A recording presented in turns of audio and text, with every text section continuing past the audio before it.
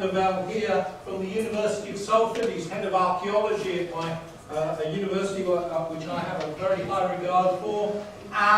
He is going to talk about the development and transport of salt from pack horses to the weaver navigation, canals, railways and roads.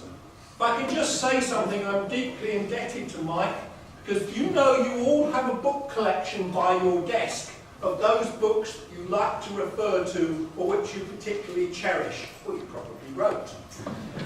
In my case, it's Bridgewater 250, Mike Nevell's book on the archaeology of the world's first industrial canal, because I happen to live next to Bridgewater. It's one of those things that you just keep on dipping into. It's a real treat, especially with a glass of malt whiskey.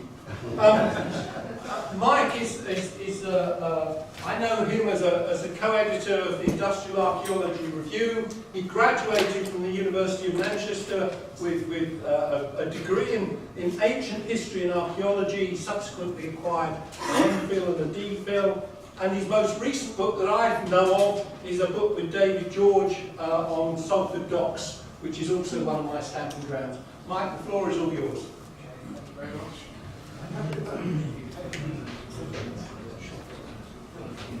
I suppose, in fairness, I should say that one of my other hats is I'm currently chair of the Association for Industrial Archaeology. That association, of course, has a long and honourable working relationship with Newcomb. And as chair, that's something I'm very keen to encourage. Yes, so I have various degrees in ancient history, archaeology and prehistory, which is why in the past 25 years I've specialised in industrial archaeology. Of course, that's just one of those quirks of working in the northwest and trying to stay in archaeology and go where the jobs are, which is on that industrial side. So my task this afternoon is I suppose to link some of those themes we had this morning, particularly around transport. That's what I'm going to be looking at. But I'll also be mentioning manufacturing during the Roman period, medieval period, and into the 18th and 19th century. And the chemical industry will come into it.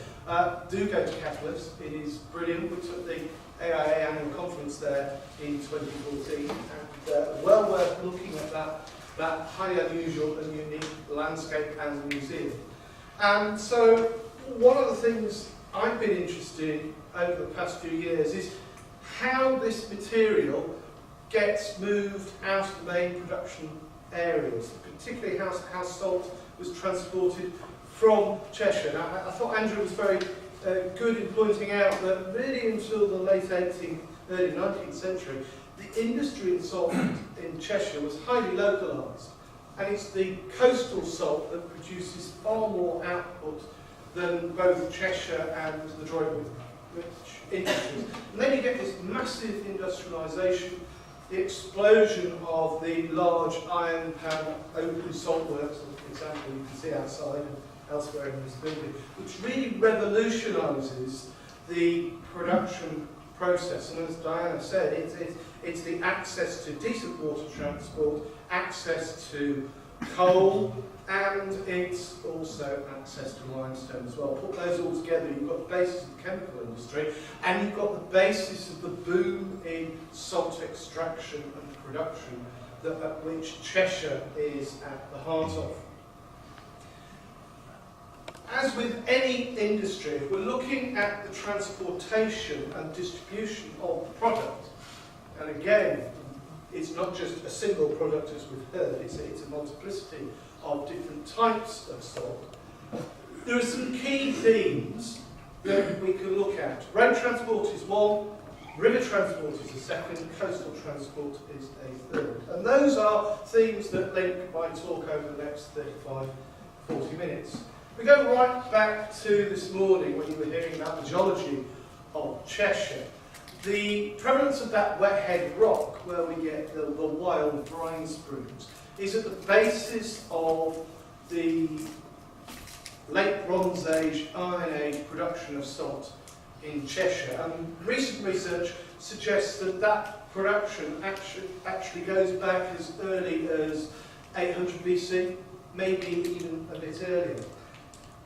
Once more, we're talking about inland production from wild brine springs, whereas most of prehistoric and indeed Roman salt production in Britain would have been around the coast. So it's seemingly a highly localised product that's produced by Iron Age communities in the Weaver Valley, because that's where most of our evidence for prehistoric production comes from. But over the last 20, 30 years, we've realised that the distribution of this salt was quite widespread. It's not just confined in the prehistoric period to Cheshire.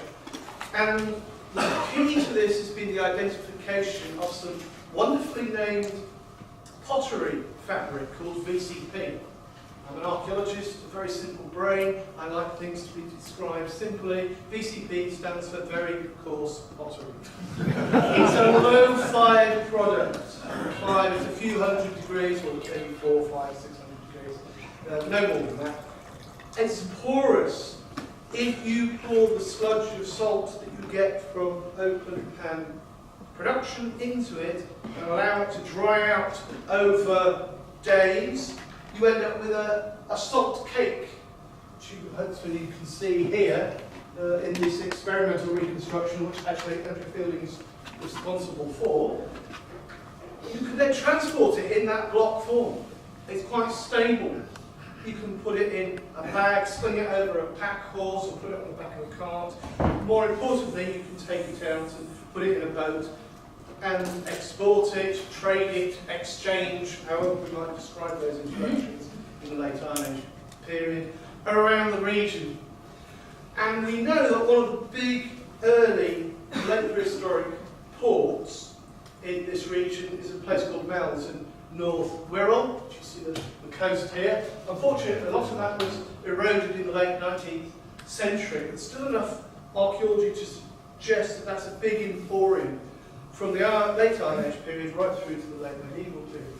And we also have the prevalence of lots of gold and silver Iron Age coins, increasingly found in the Cheshire area, which we might be able to speculate that one of the reasons they're coming into the region could be because they're being exchanged for salt. And this little map down here shows you the distribution in black dots of the known excavated sites of Cheshire VCP. There is a Droitwich equivalent, which is the open circles. They're confined pretty much to the lower and middle reaches of the Severn Valley, but you'll see Cheshire VCP, the distribution reaches down into the upper Severn Valley, it reaches around the northwest Wales coast, around the coast of northwest England, even over into the East Midlands along the Trent Valley. So even in the late Iron Age, I don't think we can say that the salt manufacturing industry and its distribution is confined purely to those communities living and working the land in Cheshire. This is, if you like, Cheshire's first substantial export to the rest of Britain. And this is a realisation we've only really come to in the last 20 years, and in particular, every time we dig up a site in that sort of northwest Midlands area, northwest area, North Wales, which is a prehistoric site, one of the things we're now looking for are the fragmentary remains, the sherds, the bits and pieces that we can identify as VCP, this highly unusual salt ware. Having said all that, the first mass production of salt in Cheshire is undertaken by the Romans, and in particular, probably the Roman army when they first come into Cheshire in the 60s AD. I just want to think a bit about that Roman communication network and why it might be the shape it is in relation to salt production and salt distribution. You have to remember all the time that when we're thinking about salt distribution, the salt itself has long since gone. So we have to rely on other forms of evidence. So in the prehistoric period, that VCP extremely helpful. And of course, in the industrial period, the documentation, the trade directories, the deeds between companies and businesses extremely helpful. We don't have that in the Roman period, but what we do have is extensive evidence for salt production at 3 main sites in Cheshire: Nantwich, Middlewich and Northwich, with Middlewich and Nantwich being the most extensively excavated in the past few decades. And you see here the Roman road network around the northwest, with Chester as a major port being a transport hub, and then a major route running up through Middlewich, from Chesterton to Middlewich to Wilderspool, Wigan and Preston and beyond. Broadly the A6, at least once you get into Lancashire, and then Manchester as well, also as a transport hub. Romans are no fools. They bring in the transport network as soon as the province is conquered in order to facilitate the military to move around the landscape, but also to put in place the civil administration, particularly tax gathering. And if there is major industry being exploited in a province from the very beginning, then you'll need a decent transport route as well. So looking at Middlewich in particular, where a number of roads converge as one of these sort of sub-regional hubs, its role as a salt-making centre undoubtedly plays a part in the number of roads that run into and out of it. And we can actually see some of that road system. This is a shot of an excavation at Middlewich, Kingsley Field site, during excavation in 2003. You can see here, against the natural geology or drift geology of the white sand, that black line there, which is what remains of the Roman road that ran into the edge of this settlement. Rather like some of the slides that Andrew was showing just for lunch, we have a wooden square base of a brine well surviving on this site, and we also have large storage tanks, not hollowed out tree trunks in this case, but large wooden lined tanks sitting in clay lined pits. But it's this road feature that, if I'm talking about transport, we just need to focus on, because that's one of the main highway exits out of the settlement. And in fact, these Roman roads provide a long-lasting landscape legacy. And you can see here, running across the slide, that is the Roman road at King Street, running north of Middlewich, heading to Northwich. All the field boundaries are orientated off it, and that's one of these major highways that takes you out into the rest of Cheshire, and indeed out into the rest of the Roman province of Britannia. But if we're thinking about roads and distribution in the Roman period, you have to bear in mind that the Roman system of transport is not all about roads. The Romans were excellent at using water transport as well, both river navigation and coastal transport as well. They didn't particularly like travelling by water around the coast during the winter, but outside of the winter closed season, they would use coastal and sea transport on a regular basis. Extremely sophisticated ports and quays were built throughout the Roman Empire, and Chester we know was a Roman port. So when we look at a Roman road like that from the 1st, 2nd, 3rd and 4th centuries, it's not just leading across the landscape, it's also giving access to the Weaver Valley and the River Weaver itself, which almost certainly would have been navigable in its lower course, and also to the Mersey estuary, which would give you access to the northwest coast.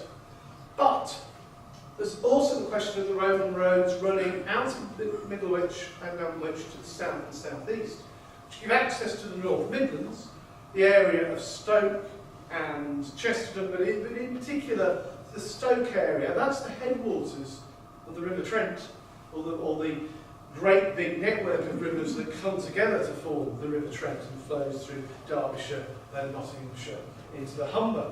That is another route out for exports from Roman Cheshire out into the province of Britannia and beyond.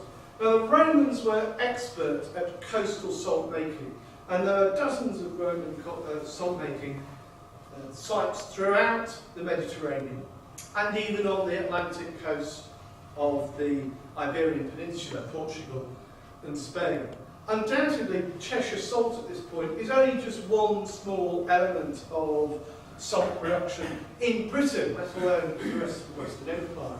And there's extensive evidence for Roman salt making in the Fens, for instance, and along the south coast as well. So we shouldn't get too carried away with these transport links, but I think looking at the landscape, as a landscape archaeologist, it's clear to me that this is not a localised production facility. This is production that is being used for a wider audience. That audience early on is probably, to a large degree, the Roman army, with their demand for food supplies, and of course their demand for things like leatherwork. And we know that salt is used early on in the leather production process, and we have evidence for that from Roman knapwich as well. Some of the pits, Roman pits, filled with offcuts of leather. So we've got a number of things going on in the Roman period which we can infer the transport network was used for. And bear those roads in mind, because the Roman road network in Cheshire remains the only engineered roads down to the 18th century. When we move into the early and late medieval period, we're still looking at long distance transport.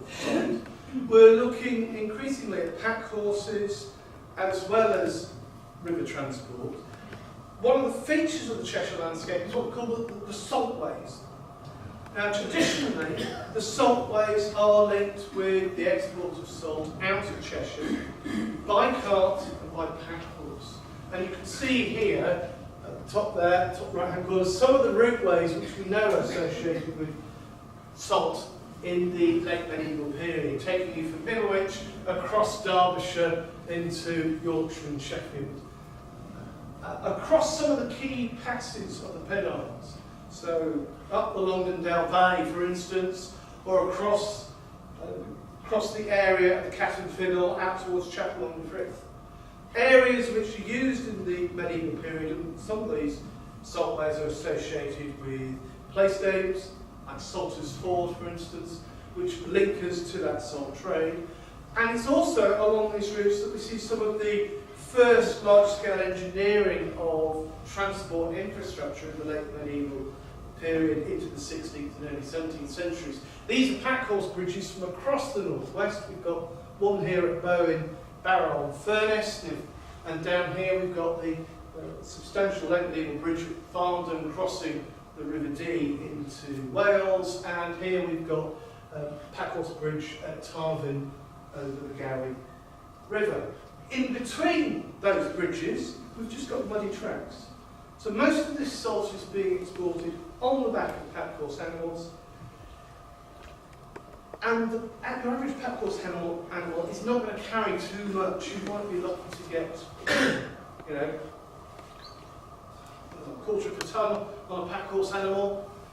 You could put it on a cart, but these roads are muddy and unkept, and the cart is likely to be bogged down very quickly. And over a long distance, that's not terribly efficient.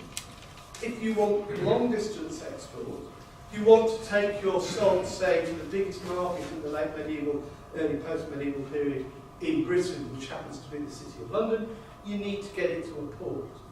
And the nearest port to the Cheshire salt towns, of course, is Chester. And we know salt is exported from Chester by ship from the late medieval period onwards.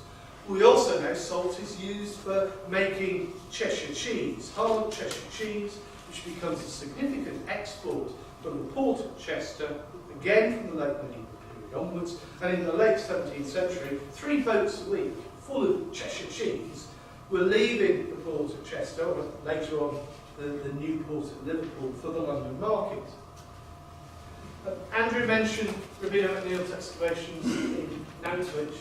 Again, looking at these excavations and looking at the excavation of the big hollowed out tree trunk, the salt ship, and the workshops themselves for producing the salt, if we think about transportation, then for Nantwich itself, which is the southernmost of the classical 3 salt-rich towns in Cheshire, Nantwich looks both south and eastwards into the North Midlands, as well as northwards into the Mersey estuary. And the export of salt from Nevell undoubtedly would have gone in both directions. This style of production, which we saw before lunch, continues through into the late 17th century. So one would assume that the style of distribution, that mixture of transport and water, that in the late medieval and post-medieval period is largely regional, except for the growth of Cheshire cheese and exports to London, would have continued as well. It's in the 18th century that we start to see the demand for Cheshire salt change. As we've already heard, that demand is related to the rise of the chemical industry and the use of salt with coal and limestone and sulfuric acid to create soda ash, which goes on to be a basis for the chemical industry. Initially in this region, that would be around the bleaching of textiles, bleaching of cotton cloth. Later on it gets used in all sorts of other ways. That demand is separate to the demand for salt for food. So this is a whole new market that emerges in the later 18th century, particularly as the textile industry booms in the northwest. You know, we've got the Lancashire textile industry, and we've also got the Cheshire silk industry in the eastern part of the county. So the development of the blunt process for making soda ash in the 1790s really sets off the beginnings, or lays the foundations of the beginnings of the chemical industry along the Mersey Valley, where, as Diana mentioned, we have access to cheap coal coming down the Sankey Canal from St Helens. I should say, in fairness to the Bridgewater Canal, Sankey Canal predates the Bridgewater Canal by a few years. It's like the sort of progenitor of all those other canals.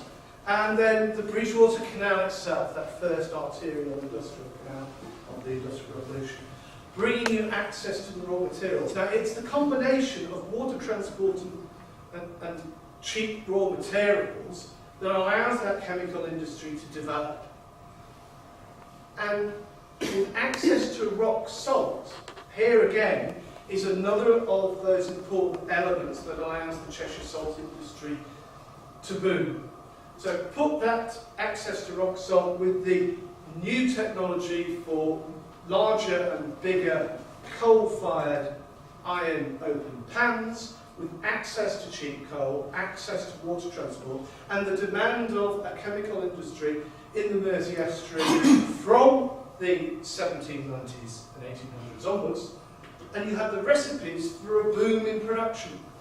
As you can see from this pie chart here, rock salt is in red and then traditional white salt is in blue. Just have a look at the peak of that production from the mid-18th century. This is in 500,000 tonnes on the left. This is just the salt, right through to a very large peak at the end of the 19th century.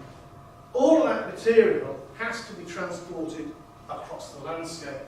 And this is where water transport, and in particular river navigations and canals, come into play. And then later on, the railway system.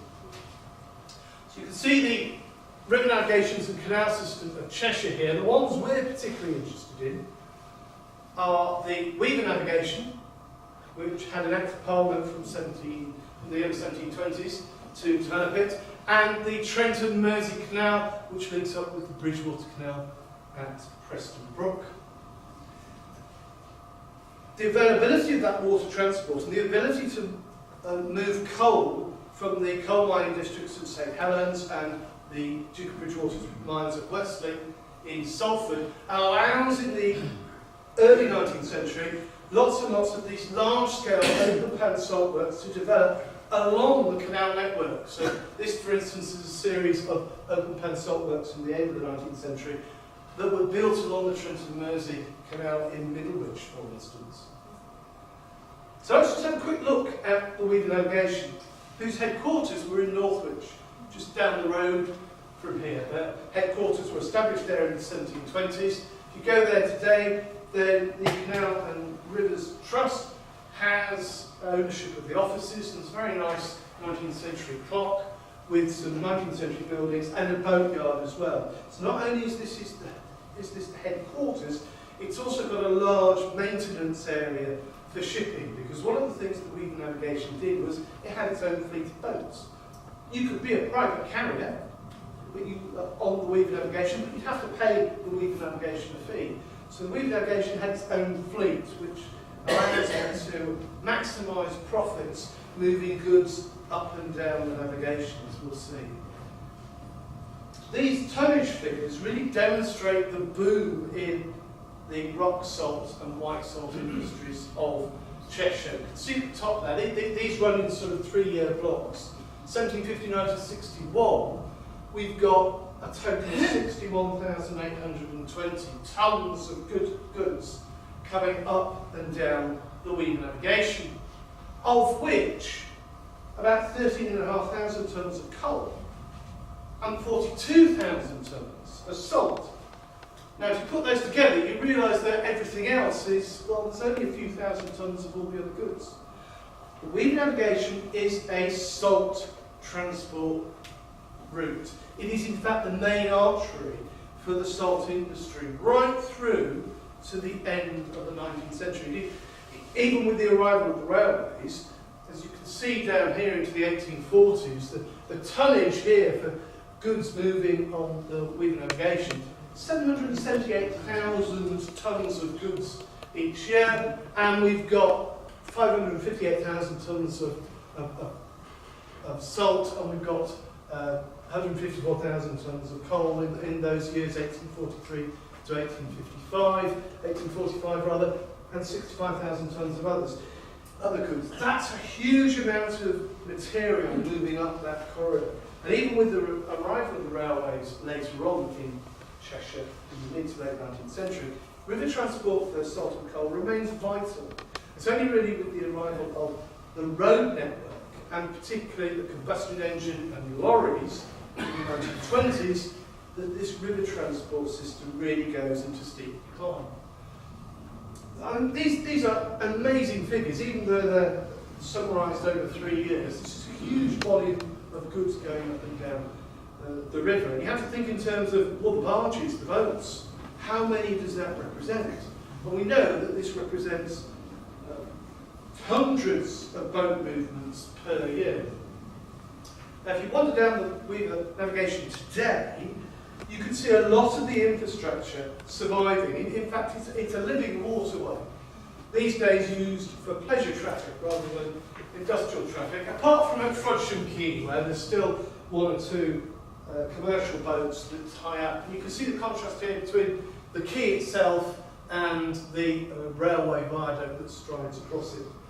But it's at Frodsham Quay that you get the first of these late 19th century hydraulic-powered swing bridges, which were installed along the Weaver Navigation at the end of the 19th century, the last phase of upgrading of this system. The Weaver Navigation survives intact right through to the mid-20th century as an active navigation with commercial traffic, and periodically they upgrade the navigation. This is navigation with locks, as well as boat yards. And in the 1760s, the locks are renewed and expanded. In the early 19th century, the locks are expanded again. And here we are at the end of the 19th century, putting in these major swing bridges. Why? Because they're trying to get bigger and bigger boats down the river.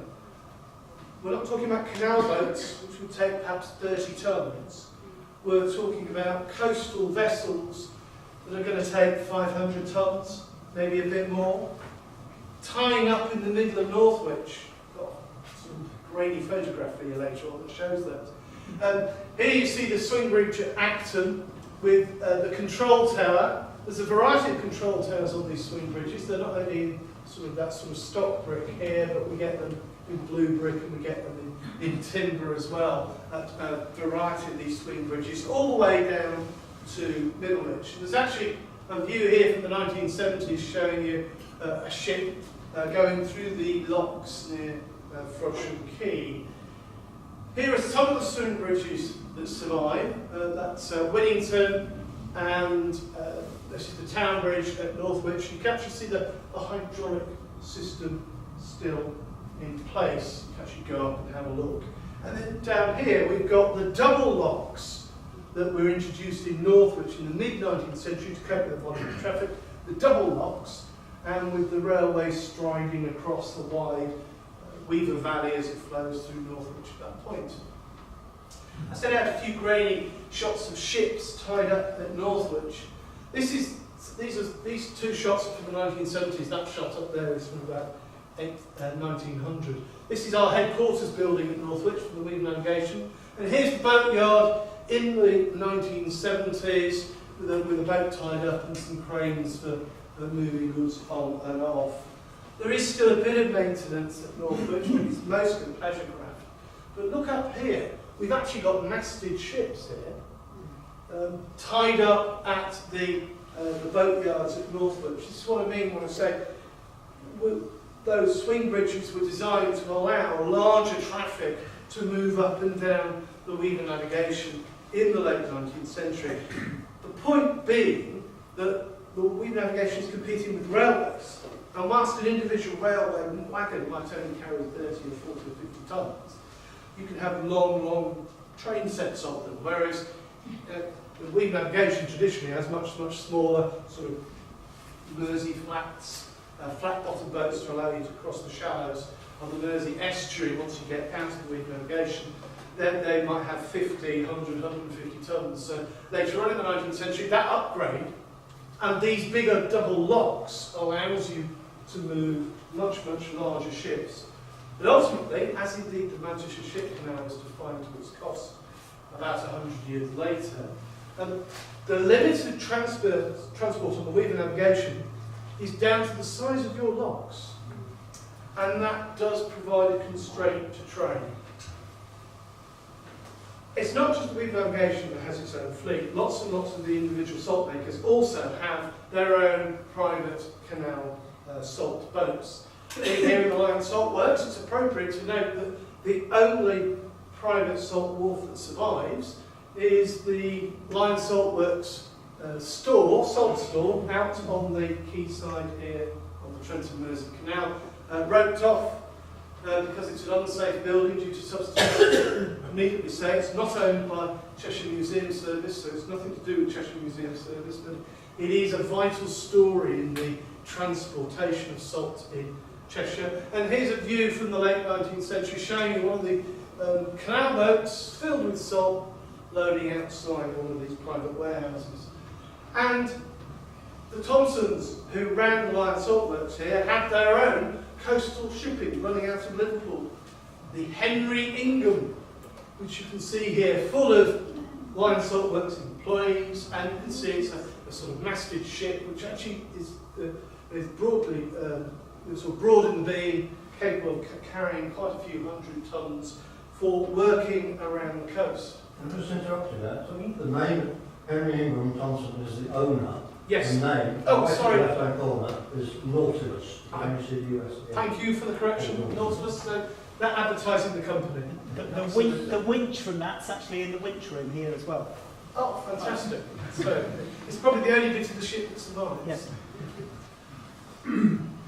There is another water transport network that we need to mention in Cheshire, which actually helped produce the most iconic of all the transport monuments associated with salt distribution in the county. This is the Trent and Mersey Canal, which is opened in the mid-18th century through Cheshire.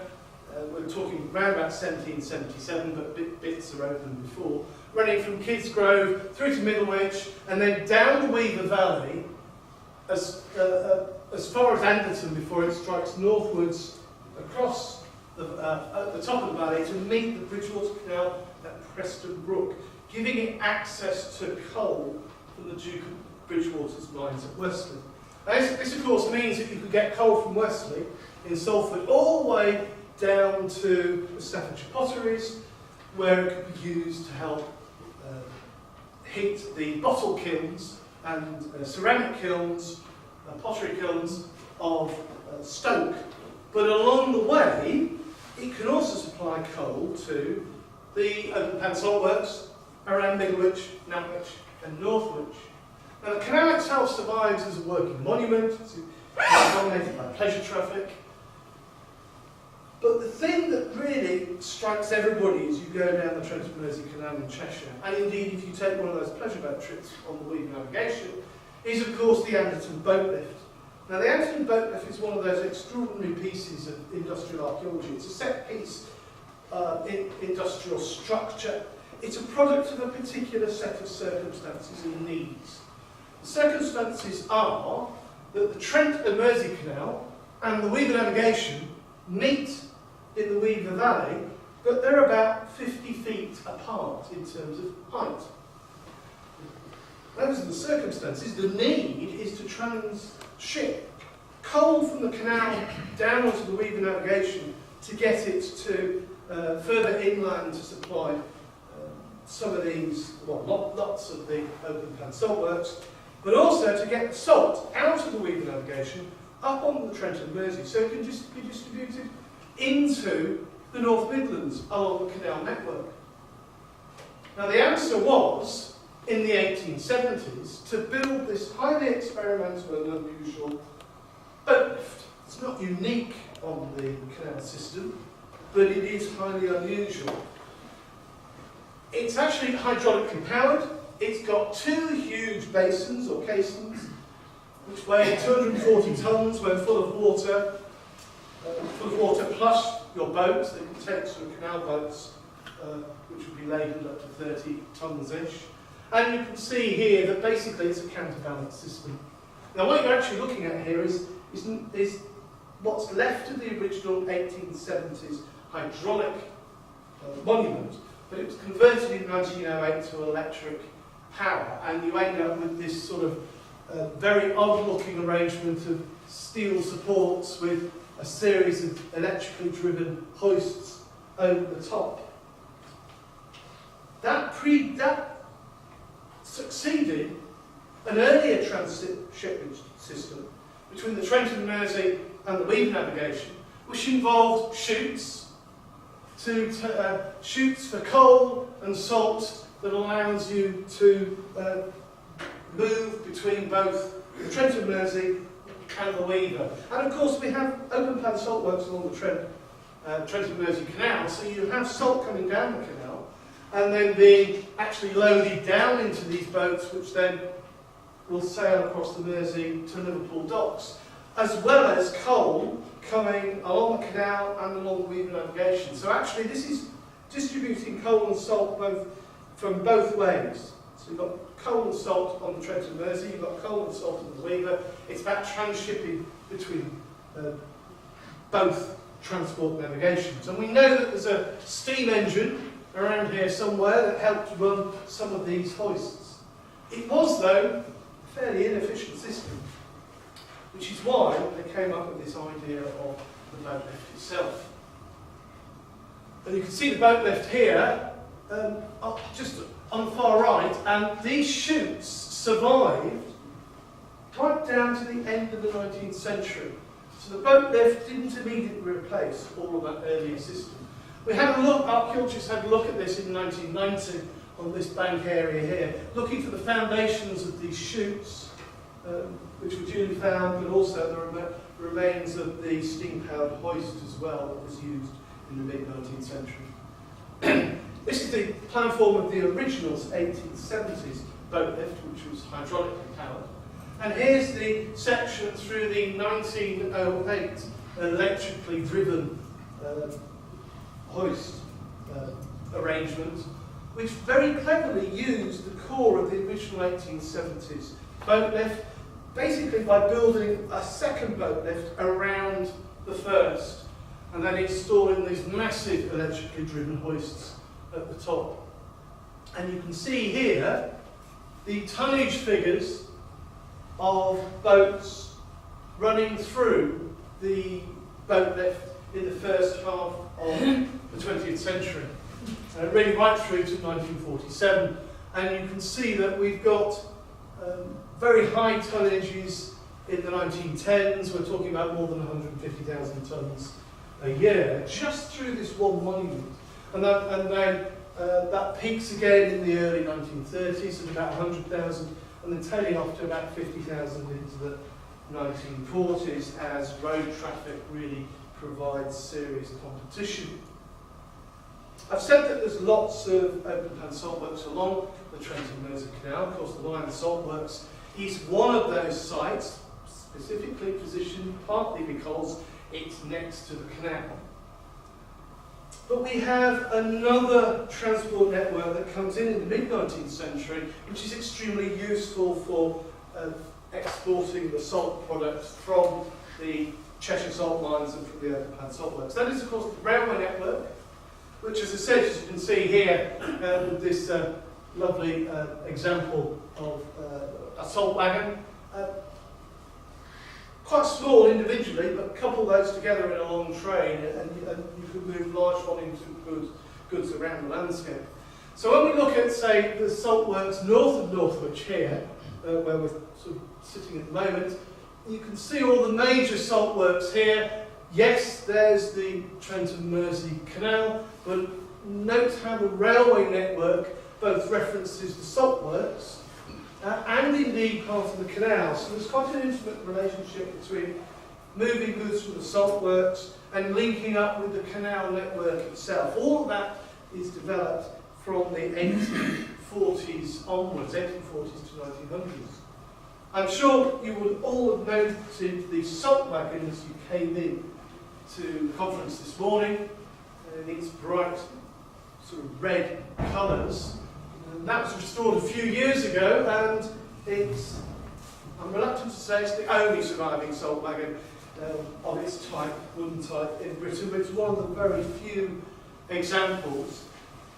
We know that salt wagon has a long history. That history involves the Line Saltworks.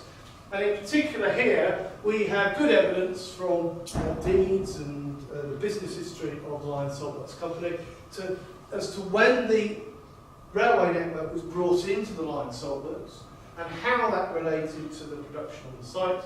And we had a chance a few years ago to actually look at the railway network as it survived, the railway sidings, within the saltwork complex. And we could see that those sidings actually come right up to some of the open pan saltworks. So there's quite clearly an intimate relationship between taking the production out and putting it onto the railway to get them out, to get the product out. At the same time, the Trent and Mersey Canal is still functioning. So the railway provides, in the second half of the 19th century, another means, an extra means of distributing the salt, not a single exclusive means. And we've recently had the opportunity to excavate another saltworks site, just the opposite side of the Trent and Mersey Canal here, at Ollershaw Lane. And there, we could see very nicely some fragmentary evidence for the railway network that was used on this site, a site that shuffled across the landscape over a 40-50 year period, and where the railway sidings followed the open pan saltworks and were rearranged and reused every 10 or 15 years. That's what the site looks like now after catastrophic cave-in of the salt making site in 1929. But for our purposes today, here you can see the Alliance Saltworks, which is sort of pretty much that's part of the history of Alliance Saltworks, and then Adelaide Works on the northern side of the Trent and Mersey. You can see the railway route network, and that's also captured on some of the contemporary late 19th century documents showing you the proposed access of the railway to the site. So railways become an intimate part of the distribution of the salt product as soon as they're available.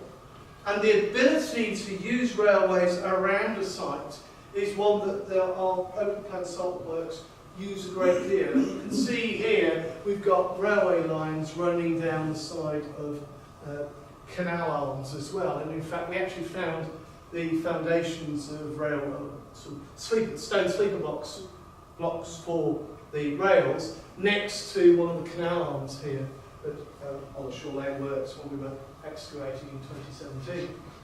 All of that, the railway network and the water transport network, is of course made redundant very quickly in the mid-20th century by the advent of road haulage traffic, courtesy of the combustion engine. And salt makers in Cheshire move over to road haulage from the 1920s onwards, and particularly with the arrival of the motorway in the late 1950s and 60s, which allows Cheshire Salt, British Salt Limited here, Cheshire Salt to be distributed across the country. This becomes your standard means of transportation, and this is how virtually all salt is distributed from Cheshire in the 21st century. Thank you.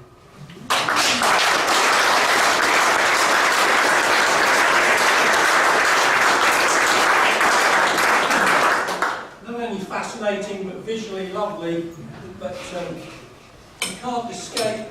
A couple of quick questions. Oh, lots of quick questions. The gentleman in the front row and then... Okay, not so much a question, but a bit of additional information. Most of you probably didn't notice when you came in, you went over the railway lines. Yes. As you come in, facing the salt plant, and you veer to the left, there are two sets of railway lines there you go across. And then before you go back to your cars, you go beyond the car park towards our butterfly garden. On the grassy side of that, if you look carefully along that, you will find, again, remains of railway lines and what was an old points.